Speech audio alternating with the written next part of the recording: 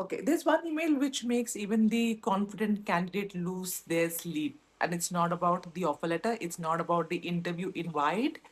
It is about this email. Your background verification has been initiated. And then your mind starts thinking, what if they call my previous manager? What if I was on PIP and they will get it and they will get to know? What if they will get to know about my ratings? All those things. And you know what? I talk about a lot of things, right? About salary negotiation, about corporate pattern decoding, many things, right? But one question that I get repeatedly is about background verification check. This doesn't mean that people are curious to know about background verification check because they are scared, and they are scared mostly for the wrong things. And in this video, I'm going to tell you why. Most of you think that background verification is about catching you or the mistakes that you have done. No, it's not about catching you. It's about one simple question. Does your document verify to what you have mentioned or what you have said? Okay, it is simple documentation checking process. It doesn't check whether your manager liked you, whether you were PIP, what appraisal rating you have got. It has nothing to do with that. Okay, but now listen to this very carefully. But a lot of people do this mistake thinking that this is not going to create a big issue, but it is. Because see, everything that you mention is going to be verified. Okay, so you might round up your CTC with some numbers. You might add a title, senior or something as per your preference, but all these things should match what you have written on your resume, is on your LinkedIn. And if it doesn't match, then that creates a problem.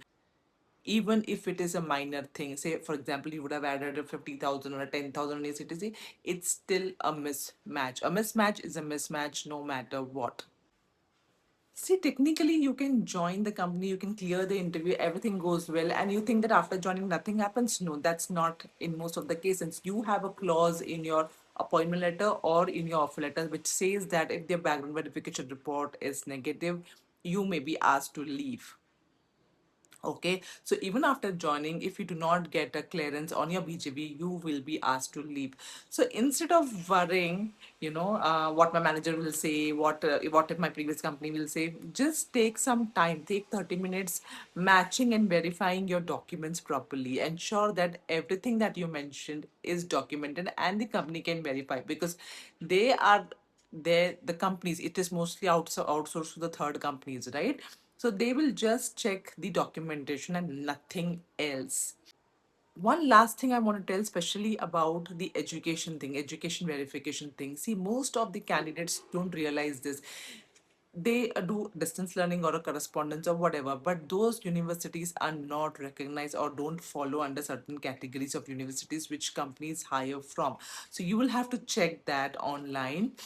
And if you think that there is some misalignment there, or you think you're not sure about the university you have done your correspondence for, what you can do is you can just inform the HR beforehand and take everything in writing instead of waiting and breaking your head. Because I have seen in most of the cases, these education documents don't align. These education documents, because of this education documents and the universities, a lot of candidates face problem at the last moment.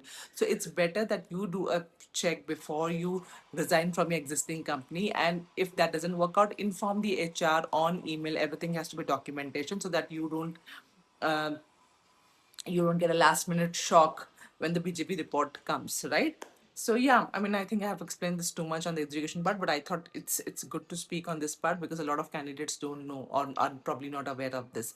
Stop losing your sleep over things that companies are not checking. Okay, it has nothing to do with your performance or PIP or whatsoever. That's the last thing that companies would check, like I said. Now focus on the things that they actually check, which is the documentation. Now tell me in the comment box, honestly, what was the first thing that you were scared of when you saw this BGV email? Read the comment box.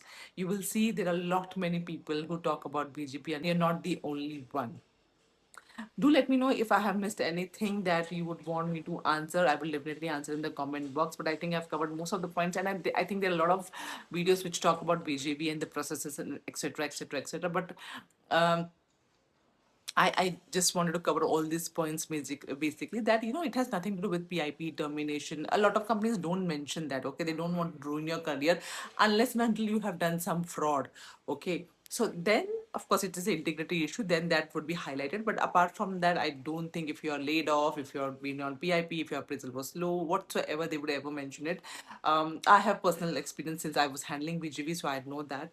Um, uh, I think that's it for the video.